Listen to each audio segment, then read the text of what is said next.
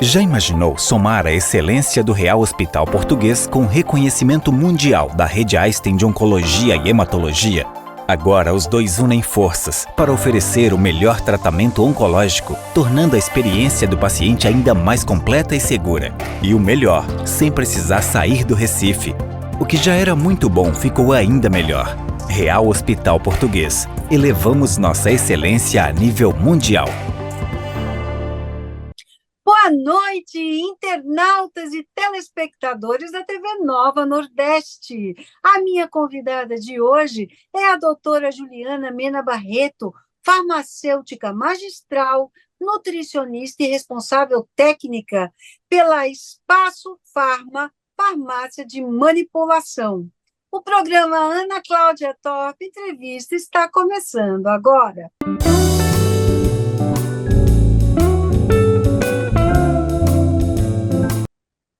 Muito se fala em suplementação.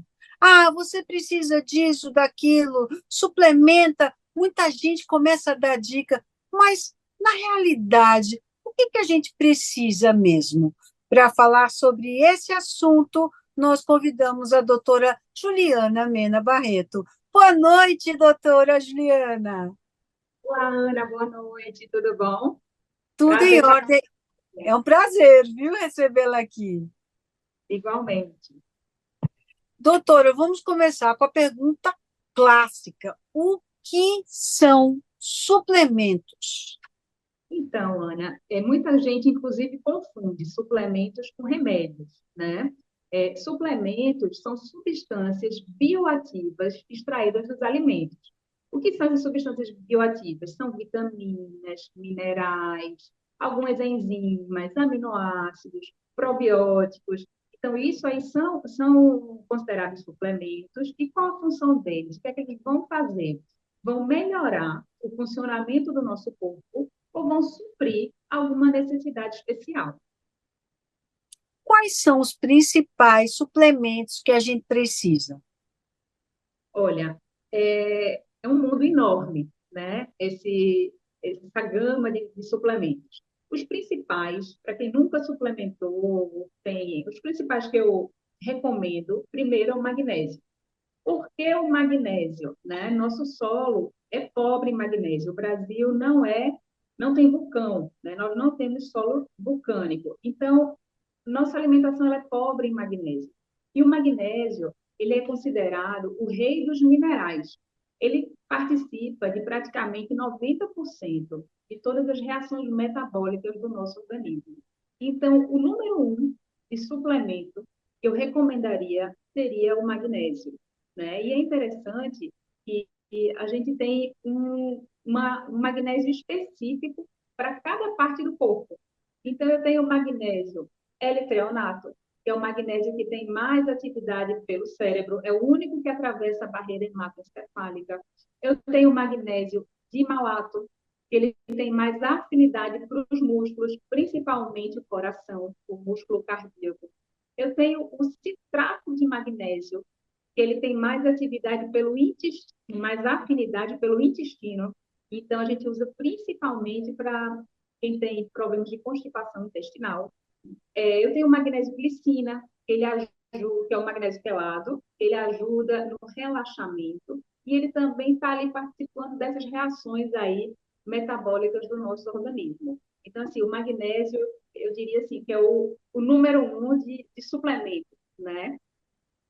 Outro que eu recomendo bastante, vitamina D, né? A vitamina D, que hoje é considerada um hormônio, nem vitamina E, ela tem várias funções. Ela tem a função, principalmente na questão dos ossos, né? Ela tem também atividade anticâncer, ela tem atividade anti-inflamatória e melhora a imunidade. A gente, apesar de viver num país tropical, e produzir vitamina D naturalmente, mas a gente produz vitamina D se a gente se expuser ao sol ao meio-dia sem protetor solar, porque a radiação Nossa, UV em contato com a pele e vai fazer essa produção de vitamina D. E todo mundo aí nessa correria de trabalho, ninguém vai estar ali tomando sol sem protetor solar, né? Então é importante, sim, a gente suplementar a vitamina D. está sempre fazendo o exame de sangue para controlar o nível de vitamina D, para nem estar tão baixa nem alto demais. E fazer a suplementação, obviamente, com a orientação de um profissional habilitado. Tem uma polêmica aí na história da vitamina D, né, doutora Juliana? Então, tem, né? Mas os estudos mais recentes, eu sempre gosto de deixar meus pacientes no nível de segurança ali de vitamina D entre 60, 50, 70. Eu acho que é um nível ideal de funcionamento para o nosso corpo. Tem alguns protocolos, né, já bem estudados, que utilizam, que aí são médicos que fazem doses bem altas de vitamina D, né? Mas ele tem todo um embasamento científico, tem que ter todo um acompanhamento, né, dos exames de sangue, enfim. E realmente é polêmico. É bem dividido aí na classe médica, né? Mas a vitamina D ela é extremamente importante para o funcionamento do nosso corpo.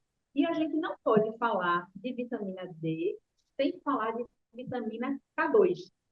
Não sei se você já ouviu falar da vitamina K2, vitamina K2 e MK7. Não. Então, a vitamina, quando a gente fala de vitamina D, a gente está mexendo com o metabolismo do cálcio. E quando a gente suplementa a vitamina D, a gente tem que ser orientado também a suplementar a vitamina K2. Por quê? A vitamina K2 ela funciona como se fosse o GPS do cálcio. Ela vai guiar o cálcio para que ele se fixe nos tecidos duros, ossos e dentes. Porque o cálcio ele tem afinidade para se fixar nos tecidos moles. Então, se você não faz esse trabalho com a vitamina K2 e está tomando vitamina D, o que pode acontecer? A gente calcificar a artéria, alguns Nossa, órgãos. Por isso que é tão importante esse equilíbrio e que a suplementação não seja feita por forma leiga, seja feita por ser profissional habilitado. perfeito, doutora Juliana. Agora, o que que você acha sobre a creatina?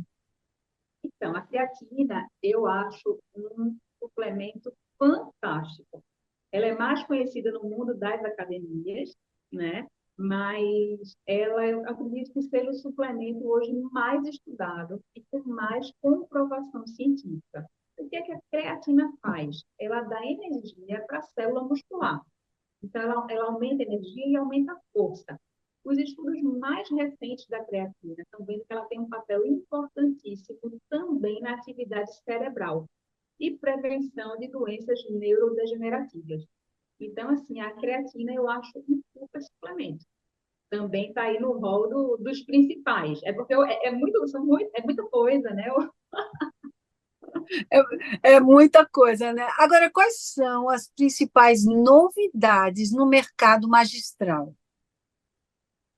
Ana, nosso mercado chega a novidade diariamente, mas tem dois produtos, dos ativos, que se destacaram muito nesse ano de 2024. O primeiro deles se chama Pepti Strong e o segundo, PDRN, né? Eu vou falar de cada um e explicar a função deles. O Pepti Strong, ele é um suplemento que ele foi selecionado pela inteligência artificial. É uma, Nossa, vê que interessante, ele é uma rede de peptídeos extraído da fábrica. Então, a inteligência artificial comparou com o DNA humano e foi vendo ali os principais benefícios. E chegou a essa molécula do Peptide Strong. E o que é que ele faz? Aumenta a força, ele chega a ser 4 vezes mais potente que o whey protein. uau! Tem atividade anti-câncer, anti-inflamatória, anti-obesidade, faz síntese proteica em repouso. Então, você imagina um paciente idoso, um paciente acamado, né? E ele é suplementado com peptidone. Então, você vai aumentar a força do paciente, você vai aumentar a massa magra. Então, eu tenho tido uma experiência, a gente está com o Pet Strong desde junho de 2024, e os pacientes que eu tenho acompanhado, eu tenho visto uma evolução incrível, tanto pacientes idosos como Sim. atletas também. Que maravilha, que maravilha. Idade mesmo.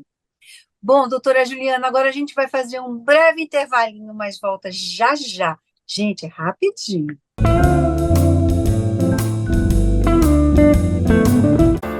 Já imaginou somar a excelência do Real Hospital Português com reconhecimento mundial da Rede Einstein de Oncologia e Hematologia?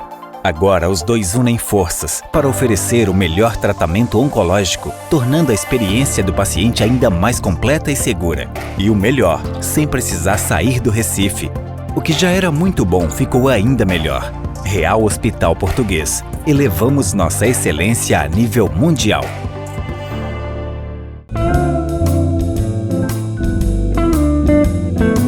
Voltamos agora com a minha convidada de hoje, a farmacêutica magistral, doutora Juliana Mena Barreto.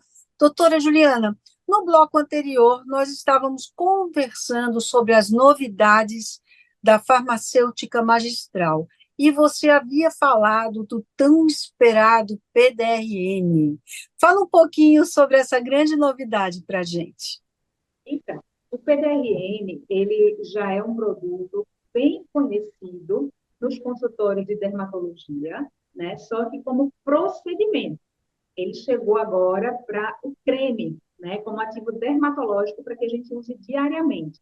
O que é o PDRN? O PDRN são fragmentos do DNA do sêmen do salmão. Olha que coisa mais Nossa, interessante. E aí, nossa, como é que ele vai atuar? Ele vai atuar exatamente na medicina regenerativa. Ele tem potência anti-inflamatória, ação clareadora, estimulante de colágeno, ação cicatrizante. Então, é um ativo fantástico que chegou aí de forma bem acessível para toda a população. Esse não é suplemento, né? Isso aí é um ativo realmente novidade magistral para a pele. esse inclusive eu posso dar meu testemunho pessoal, porque eu já estou usando, né, doutora Juliana? E assim, gente, é fantástico, sabe? Deixa o seu rosto, sabe, perfeito. E principalmente se você tem algum tipo de marca, de marquinha, de cicatriz, ele vai te ajudar a regenerar. Exatamente. Doutora, e fala um pouquinho para a gente sobre a modulação intestinal. Então, é, hoje eu acho que tem se falado muito sobre intestino. Tem Segundo o chegado para cérebro, né? Já sabemos. cérebro, exatamente. E aí, o intestino, eu sempre falo que é onde tudo começa e não onde tudo termina. Por que onde tudo começa? Porque é lá que a gente está absorvendo tudo que a gente ingere. Além disso, ele é habitado por 300 trilhões de micro-organismos. A nossa microbiota são 300 trilhões de micro-organismos. Então, com esse estresse da vida diária aí, com essa alimentação riquíssima em açúcar, extremamente processada, inflama, o que é que isso vai acontecendo, né? Isso aí está tendo agora um, uma enxurrada de doenças crônicas, diabetes tipo 2, endometriose, doenças inflamatórias, doenças autoimunes, e todas elas estão relacionadas com o que a gente chama de permeabilidade intestinal. O que é isso, né? O nosso intestino, ele serve ali como um filtro. A gente passa por todo o processo digestivo. Quando chega no intestino, ele precisa filtrar os nutrientes e barrar as toxinas.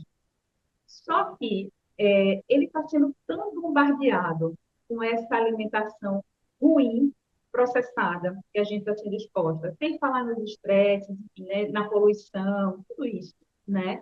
E o que está acontecendo? Ele está agora, passa a ser não mais, ele está inflamado, ou está subinflamado, aquela inflamação subclínica, ele Sim, passa a não ser mais tão seletivo, ele vai passar as vitaminas, os minerais, os nutrientes vão ser absorvidos, porém, também outras moléculas que eram para ser eliminadas também são absorvidas. E aí, isso aí vai causar um efeito na nossa imunidade, nosso sistema, quando ele é absorvido para a corrente sanguínea, nosso sistema imune não reconhece, começa a produzir anticorpos, e aí começa uma série de problemas. Eu acho que você já viu pessoas assim com psoríase, com dermatite. Um exemplo interessante, né? Quem tem cachorrinho e o cachorrinho começa a ter algum problema na pele, o que é que a gente faz? Muda a ração. É a alimentação do bichinho, né? Quando a gente aparece com algum problema na pele, o que é que a gente faz? Passa um creme, passa uma pomada, passa um corticoide. E a gente não vai na causa. Então, a modulação intestinal é exatamente o resgate a esse equilíbrio, né? A essa blindagem do nosso intestino.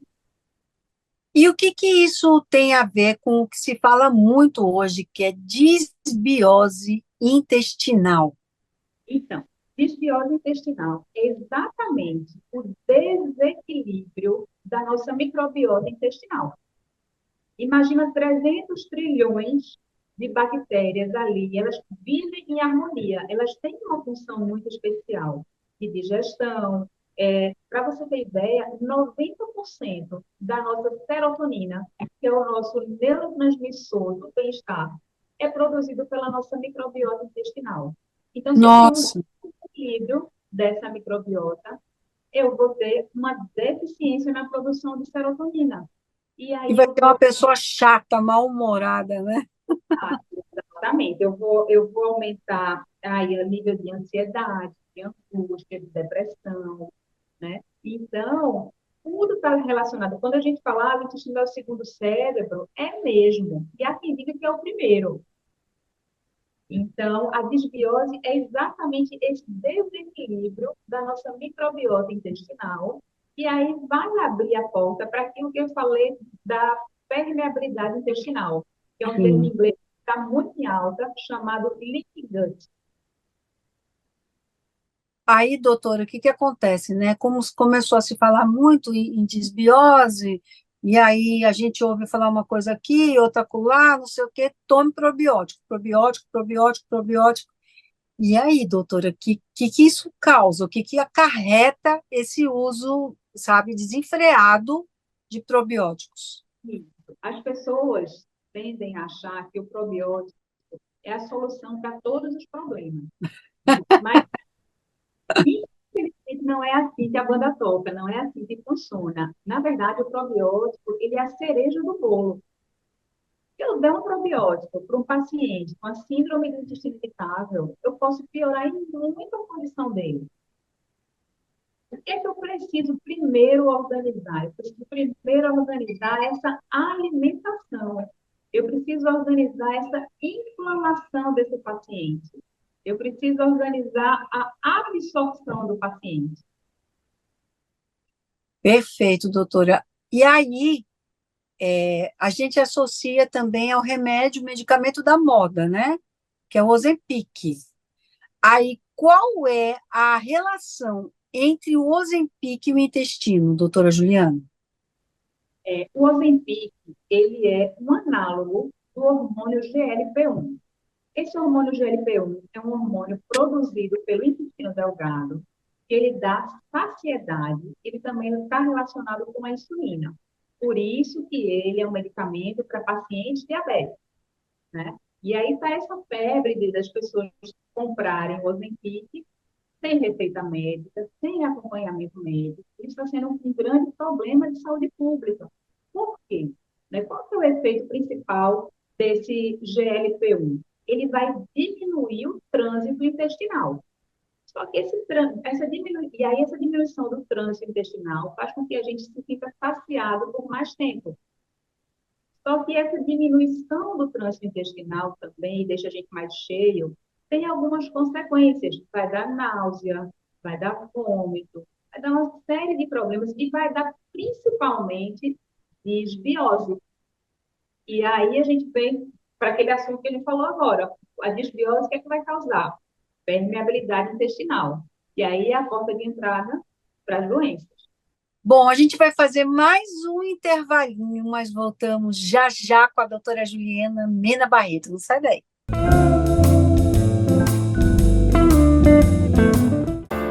Já imaginou somar a excelência do Real Hospital Português com reconhecimento mundial da Rede Einstein de Oncologia e Hematologia?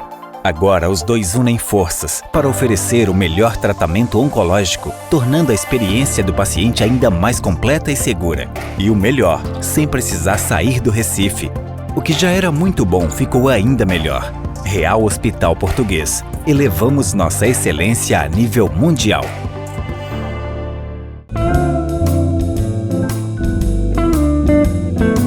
Voltamos agora com a minha convidada de hoje, a doutora Juliana Mena Barreto, farmacêutica magistral e nutricionista.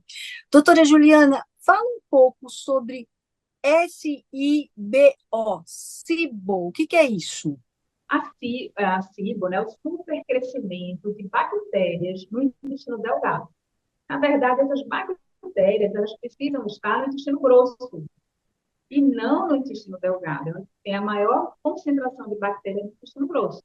Então, chega a ser uma disbiose, né? E aí, o que é que vai acontecer? O que é que o paciente se queixa muito? Do estufamento abdominal, gases, má digestão. Então, tudo isso está relacionado ao SIBO. E o que é que causa SIBO? Várias causas, né? Estresse, enfim, principalmente o uso contínuo dos prazóis. Omeprazol, pantoprazol, esomeprazol. Isso também Olha é só. das causas desse supercrescimento de bactérias no intestino delgado. Não é E o apenas que... elas, né, do uso indiscriminado, porque tem gente que às vezes vai no médico, o Sim, médico faz um tratamento por 3 meses e volte. A pessoa vai sentir o conforto e fica tomando, tem gente que toma com 20 anos a o medicação. resto da vida. E aí tem consequências, né? Fora a automedicação, né, doutora Juliana, que é uma prática da nossa população, né? Exatamente, exatamente. Agora, e o que é SIFO? FIFO também é outra sigla, né? Que é o supercrescimento de fungo no intestino delgado. Ah, Aí, eu não sei se você já viu pessoas que têm aquelas micoses de repetição, candidíase de repetição, que vive tomando antifúngicos, cetoconazol, fluconazol, e a coisa está ali persistente. não. Normalmente, porque o fungo não está na pele, o fungo está no intestino. Ele faz um biofilme ali, está ali se manifestando na nossa pele, né? Nas doenças, nas micoses de repetição. Então, é supercrescimento de fungo no intestino delgado, que também é outra Perfeito. desbiose. Agora, vamos falar de outro vilão? Será que ele é realmente um vilão? O glúten? O glúten. É, o que é que acontece, né? O glúten, por que que ele... O trigo hoje já foi muito geneticamente modificado. Até se fala que o glúten de hoje não é mais o glúten da época de Jesus Cristo. Por que que ele é uma molécula inflamatória? A gente tem as células do intestino, que elas ficam assim, ó, não sei se dá para ver, elas ficam assim, bem coesas, Sim. tá? E essa ligação entre as células, elas são ligadas por uma proteína, por algumas proteínas chamadas zonolinas, né? E o glúten, ele diminui a tensão dessas zonolinas, afrouxando. Então, o glúten Ah, é uma proteína que, por si só, é inflamatória. Por quê? Porque ele favorece essa permeabilidade intestinal. Porque aí o líquido entra entre as células. Então, é por sim. isso. Agora, assim, a gente tem as pessoas celíacas, né, que não digerem o glúten, a gente tem as Sim. pessoas intolerantes e tem as pessoas que não têm nenhum problema. Agora, não é bom exagerar. Se a gente exagera muito no glúten, a gente vai favorecer a essa inflamação. E a lactose? A lactose é o açúcar do leite, né? Então, tem pessoas que realmente tem sido muito frequente agora, nesse período mais, eu diria, pós-pandemia, né? Sim. Pessoas com problemas intestinais. Tanto pela própria Covid, que às vezes vai para o intestino, né? Como pelo estresse causado pela própria pandemia. Então, essa própria inflamação no intestino tem causado intolerâncias alimentares, né? E aí as pessoas têm ficado, muitas pessoas, está chegando muita gente aqui com problemas de intolerância, principalmente à lactose. Não é que a Agora, lactose...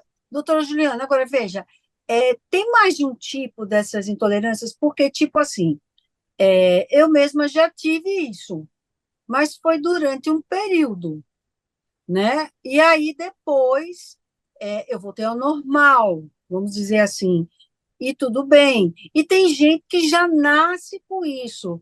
São vários tipos de intolerância?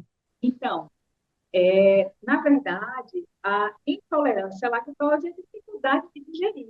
A pessoa que é intolerante, eu sou intolerante, né? Então, eu não digiro a lactose, eu não consigo digerir. E quem faz essa digestão da lactose é a nossa microbiota intestinal. Então, muitas vezes, e eu tenho momentos que eu estou realmente muito intolerante, quando eu estou muito estressada. Tem momentos que eu praticamente não estou mais intolerante. Isso é bem engraçado, sabe? Então, está realmente relacionado ao equilíbrio dessa microbiota intestinal. Perfeito. Doutora Juliana, quais as principais dicas para uma boa digestão? Primeira dica, mastigar bem. Né? Então, o alimento ele precisa ser bem mastigado, porque ali na própria mastigação o alimento já entra em contato com enzimas digestivas, né, para ser deglutido e melhorar a digestão. A outra coisa é você, quando estiver comendo, você realmente estar comendo. Você está ali com atenção plena na sua alimentação.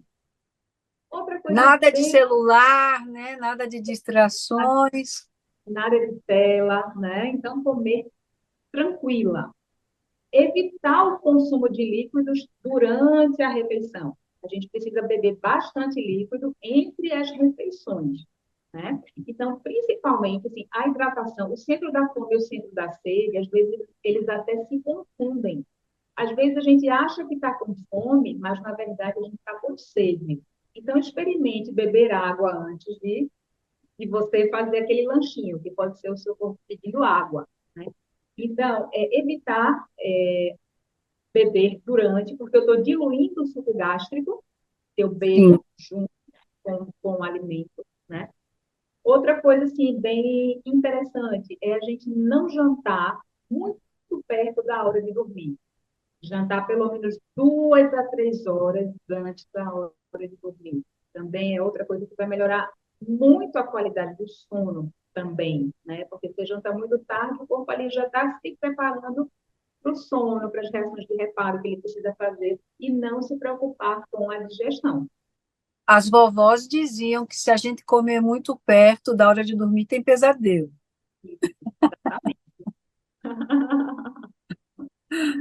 E o que mais, doutora Ju? De dica, né? Existem alguns chazinhos também bem digestivos. Eu gosto Sim. muito. Chá de espinheira santa, chá de boldo, funcho, são as receitinhas da vovó, né? Que ajudam muito no nosso processo digestivo. Doutora, as pessoas que estão nos assistindo querem saber um pouco mais das novidades ou entrar em contato com você, como é que pode fazê-lo? Então, através do nosso Instagram, né? Espaço Farma Underline, ou através do meu pessoal, que é @menajuliana, e o nosso telefone, nosso WhatsApp, que o DDD é 81996810618.